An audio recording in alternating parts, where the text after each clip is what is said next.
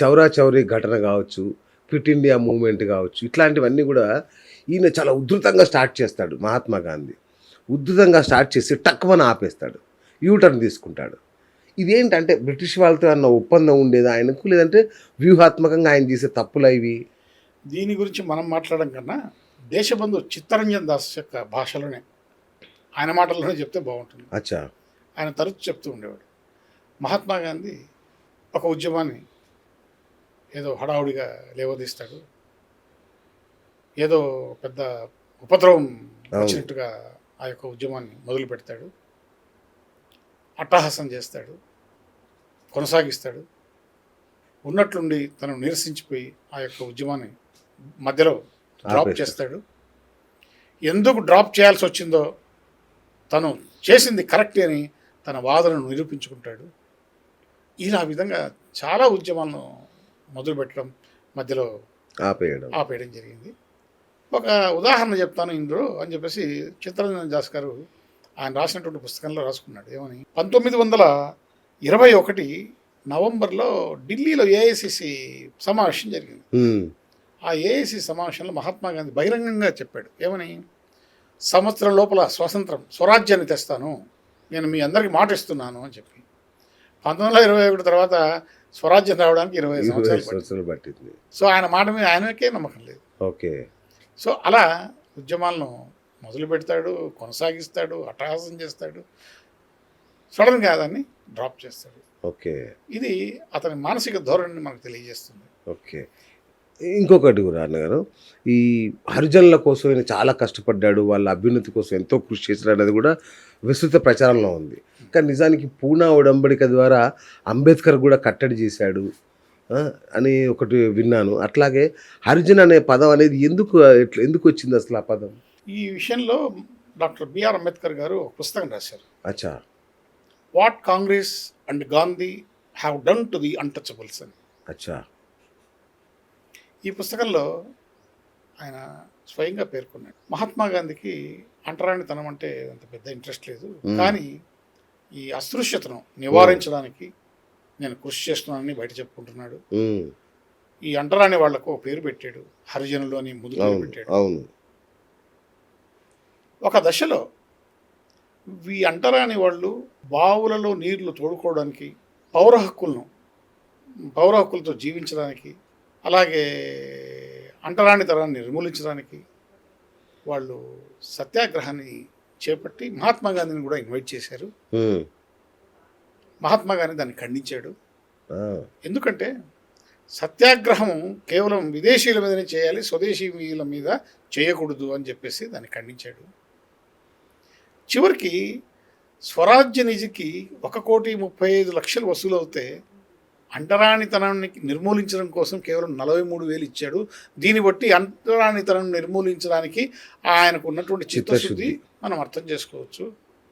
ఒక దశలో తనే అంటాడు, ఏమని, నాకు మళ్ళీ జన్మ అంటుంటే పాకి పనివాడిగా పుట్టాలని ఉంది. ఇది నిజమా అబద్ధమా ప్రజలు నిర్ణయించుకోవాల్సిన పరిస్థితి ఉందని ఆయన పుస్తకంలో రాశాడు. ఆ పుస్తకం మహాత్మా గాంధీ ఉండంగానే ప్రింట్ అయింది, రిలీజ్ అయింది. మరి ఇవన్నీ అబద్ధాలు అవుతాయి, వాటిని నిషేధించాలి కాదు కదా.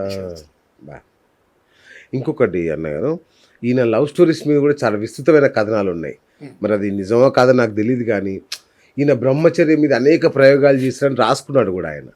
అట్లాగే ఆయనకున్న ఈ లవ్ స్టోరీస్ కూడా చాలా ఎక్కువ ప్రచారంలో ఉంటాయి. ఏది నిజం అసలు? ఒక చరిత్రకారుడిగా మీరు ఎట్లా విశ్లేషిస్తారు దీన్ని? ఆయన ఎన్ని లవ్ స్టోరీలు ఉన్నాయో తెలియదు, కానీ ఒకటైతే మాత్రం నా దృష్టికి వచ్చింది. నేను ఆయన the collected works of Mahatma Gandhi అనేటువంటి చదివితే దాంట్లో ఒక విషయం బహిర్గతమైంది. ఓకే. అది అందుబాటులో ఉంది, మీరు కూడా చదవచ్చు. అచ్చా. 1919లో పంజాబ్లో జలియన్ వాలాబాగ్ అనేటువంటి సంఘటన జరిగింది. చాలా అత్యాచారాలు, ఘోరాలు జరిగినటువంటి దాని సందర్భంగా ఒక ఫ్యాక్ట్ ఫైండ్ కమిటీ అని చెప్పేసి మహాత్మా గాంధీ ఆధ్వర్యంలో వెళ్ళింది. ఓకే. వెళ్ళి ఆయన పంజాబ్లో దాదాపు 3 నెలలు ఉండాల్సి వచ్చిన పరిస్థితి ఏర్పడింది. అతనికి బస ఎక్కడ ఏర్పాటు చేశారంటే మహాత్మా గాంధీకి లాహోర్లో రాంబుజ్ సింగ్ అని చెప్పేసి ఆయన ఇంట్లో బస ఏర్పాటు చేశారు. ఆయన అప్పటికి జైల్లో ఉన్నారు. ఆయన భార్య పేరు సరళాదేవి, ఆమె వయసు 47. ఓకే. మహాత్మా గాంధీ వయసు 50. ఈమె సరళాదేవి ఎవరంటే రవీంద్రనాథ్ ఠాగూర్ గారి మేనకోడలు. ఓ ఈమె పుట్టింది కలకత్తా, ఓకే. వివాహం చేసుకుంది ఈ లాహోర్లో రాంబూర్ సింగ్. ఉమ్, వీళ్లకు హిందుస్థాన్ అనేటువంటి ఒక పత్రిక కూడా ఉంది, ఈమె నడుపుతూ ఉంది.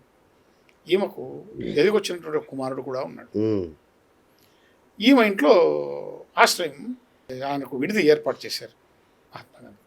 3 రోజుల తర్వాత మహాత్మా గాంధీ ఉత్తరం రాశాడు. ఎవరికి? అనసూయాబెన్ అని చెప్పేసి ఆయన శిష్యురాలకి. ఇక్కడ సరళాదేవి నన్ను చాలా బాగా చూసుకుంటూ ఉంది, నిజంగా ఆమె నన్ను గౌరవిస్తూ ఉంది, నాకు కావాల్సిన సపర్యాలన్నీ చేస్తూ ఉంది. ఏమి ఆమె చూపిస్తున్నటువంటి ఈ యొక్క ఆదరాభిమానులకు నేను మంత్రముగ్ధున్నయ్యాను దాన్ని. దున్నయ్యాను అని చెప్పేసి ఉత్తరం రాసుకున్నాను. దాని తర్వాత మహాత్మా గాంధీ ఎక్కడికి పోతే అక్కడికి ఈమె కూడా పోవడం, ఓ అక్కడ పాటలు పాడడం, స్పీచ్లు ఇవ్వడం, ఇలా చేస్తూ రాజకీయాల్లో చురుగ్గా పాల్గొంటూ ఉంది. వీళ్ళ మధ్య కొంచెం సాన్నిహిత్యం పెరిగి రోజు రోజుకు దినదినాభివృద్ధి చెందుతూ ఉంది. ఒక సందర్భంలో ఆయన రాసుకున్నాడు, the collected works of Mahatma గాంధీలో ఉంది ఈ విషయం. పేజీ నెంబర్ 21, పేజీ నెంబర్ 131 చెప్తున్నా, ఎందుకంటే ప్రేక్షకులు అడుగుతున్నారు ఏం ఆధారాలు ఉన్నాయి. నిజమే, కరెక్ట్, అవును. పేజీ నెంబర్ 21, పేజీ నెంబర్ 131లో స్పష్టంగా ఇవి ఆధారాలు ఉన్నాయి.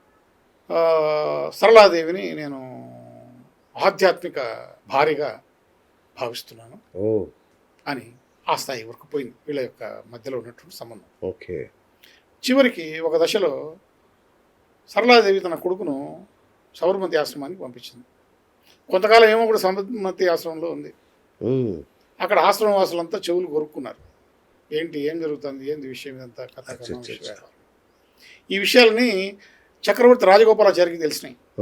ఆయన మహాత్మా గాంధీకి ఉత్తరం రాశాడు, గాంధీ గారు సరళాదేవికి మీ భార్యకు కిరోసిన్ దీపానికి సూర్యుని వెలుగుకు అంత తేడా ఉంది. దయ ఉంచి ఈ భ్రాంతి నుంచి మీరు బయటపడి త్వరగా వెనక్కి వచ్చి ఉద్యమాలను నడవాల్సిందిగా కోరుతున్నాను అని చెప్పేసి రిక్వెస్ట్ చేశాడు. ఓకే. ఇంతకు మించిన ఆధారాలు ఏం కావాలి? కరెక్ట్ ఉన్నాయి. అయితే అంటే అబా మనువుల మీద కూడా కొంత ఏదో రాస్తుంది. ఇంకా మనం అంత దూరం పోక్కర్లేదు, ఏదో కొంచెం మచ్చుకు ఒక మాట చెప్పేసి వదిలేసి పుస్తకాల్లో ఇవన్నీ ఉన్నాయి కాబట్టి పుస్తకం పేరు కూడా చెప్పాను కాబట్టి ఒకవేళ వీక్షకులకు వ్యూయర్స్ కావాలనుకుంటే పుస్తకాలు చదువుకోమని చెప్పి చెప్తాను, మనమే చేసుకుంటారు సవినయంగా. అంత మించి మనం ఎక్కువ మాట్లాడకూడదు. ఇంకొకటి ఒక విషయం విన్నా అన్నగారు, గాంధీ గారిని చాలా పేదవాడిగా చూపించడానికి భారీగా ఖర్చు అయ్యేదంట నేను విన్నాను. ఆయన్ని అట్లా పేదవాడిగా కనిపించడానికి, ఆయన ఆహారపు అలవాట్లు మెయింటైన్ చేయడానికి విపరీతం ఖర్చు అయ్యేదట. మరి ఆయన రోజువారీ నెలవారీ ఖర్చులు ఎవరు భరించేవాళ్ళు అన్నగారు? బిర్లా లాంటి వాళ్ళతో ఆయనకి ఏమైనా సాన్నిహిత్యం ఉండేది అప్పట్లో? ఆయన ఖర్చులు కాదు, ఆయన మొదట ఆయన లైఫ్ స్టైల్ ఎలా ఉంది అనేటువంటిది మనం ఫస్ట్ ఆలోచించాలి. ఓకే. గాంధీ గారి తల్లి ఆమె నగలను తాకట్టు పెట్టి త్యాగం చేస్తే ఆయన బ్యారిస్టర్ చదవడానికి పోయేసి వచ్చాడు. ఓకే. పోయేసి వచ్చిన తర్వాత పని లేకుండా ఖాళీగా ఉంటే ఆయనకు ఆశ్రయం కల్పించి హెల్ప్ చేస్తే అతను ఎందుకు ఏ విధంగా ఎదగలేకపోయాడు. చివరికి తన అన్న యొక్క పలుకుబడి ఉపయోగించి ఆఫ్రికాలో ఉన్నటువంటి కొంతమంది వ్యాపారుల సమస్యలను తీర్చడానికి ఇతన్ని అక్కడికి పంపిస్తాడు. ఓకే. ఆఫ్రికాలో ఉన్నంత కాలం ఉన్నత వర్గాలకు చెందినటువంటి వ్యాపారవేత్తలే ఇతని యొక్క మొత్తం ఖర్చులు కమామిషంతా కూడా భరించేవాళ్ళు. తర్వాత అక్కడి నుంచి వచ్చిన తర్వాత గోపాలకృష్ణ గోఖలే ఈయన యొక్క గురువు గారు. ఓకే. ఆయన సర్వెంట్స్ ఆఫ్ ఇండియా సొసైటీ అనేటువంటి దాంట్లో నుంచి ఇతని ఖర్చులు ఇండియాకు వచ్చిన తర్వాత ఈయన ఖర్చులు భరించే విధంగా ఏర్పాటు చేశాడు. ఓకే. దాని తర్వాత మీరు చెప్పినట్లు టాటాలు, బిర్లాలు, బజాజ్లు వీళ్ళు ఆయన ప్రయాణ ఖర్చులు, ఆశ్రమ ఖర్చులు, ఆయన తిండి ఖర్చులు ఇవన్నీ చూసేవాడు. ఓకే. ఆయన సంపాదించిన సొమ్ము ఏం చేశాడు? ఏమన్నా పార్టీ కోసం ఖర్చు పెట్టాడా? ప్రజల కోసం ఖర్చు పెట్టాడా? ఉద్యమాల కోసం ఖర్చు పెట్టాడంటే ఏమీ లేదు. ఒక్క నయా పైసా దీనికోసం ఖర్చు పెట్టలేదు. ఒక్క నయా పైసా తన జేబులో నుంచి తీసి పెట్టింది కూడా లేదు. తన కోసం ఖర్చు పెట్టుకున్నది కూడా లేదు. ఆ. పైగా స్వరాజ్య నిధి కోసం ప్రజల నుంచి విపరీతంగా డబ్బులు సేకరించారు. ఎన్ని విరాళాలు అసలు. అవును. దీంట్లో 2-3 సంఘటనలు మనం చెప్పుకోవాలి. ఒక దశలో స్వరాజ్య నిధి కోసం విజయవాడ వచ్చారు బందర్. ఈ విజయవాడకు వచ్చి ఆయన ఏం చేశాడంటే ఆయన యొక్క ఆతిథ్యాన్ని ఉచితంగా ఎవరికి ఇవ్వదలుచుకోవాలి. అచ్చా. ఎవరైతే వేలం పాటలో ఎక్కువగా పాడుతారో వాళ్ళ ఇంట్లో ఇతను ఆతిథ్యం తీసుకుంటాడు. ఇతను వాళ్ళకి ఏం ఆతిథ్యం ఇచ్చేది ఏం లేదు. అవును, కరెక్ట్. వేలం పాట పాడి ఎవరు ఎక్కువ పాడితే వాళ్ళ ఇంట్లో ఇతను బస చేసి వాళ్ళ ఆతిథ్యాన్ని స్వీకరిస్తాడు. ఆ డబ్బును స్వరాజ్య నిధికి జమ చేస్తాడు. అట్లా నాకు తెలిసినటువంటి ఒక వ్యక్తి విజయవాడలో గోళ్ళ నారాయణరావు అని ఆయన ఎక్కువ వేలం పాటలో పాడాడు. పాడితే వాళ్ళ ఇంట్లో ఈయన బస కుదిరింది. వాళ్ళు ఏమనుకున్నారు, బాగా గౌరవంగా ఆయనకు అవన్నీ పెట్టాలని బంగారు పల్లెల్లో భోజనం పెట్టారు. భోజనం తిన్న తర్వాత ప్లేట్ కడిగేసి ఆ బంగారు పల్లెని సంచిలో వేసుకున్నాడు. ఏమనుకోవద్దండి, స్వరాజ్య నిధి దీనికి కూడా నేను జమ చేసుకుంటున్నాను. ఇక రాజమండ్రి, కాకినాడ ఈ ప్రాంతాల్లో ఆడవాళ్ళు ఇచ్చినటువంటి వడ్డానాలు, గాజులు, అన్ని స్వరాజ్య నిధి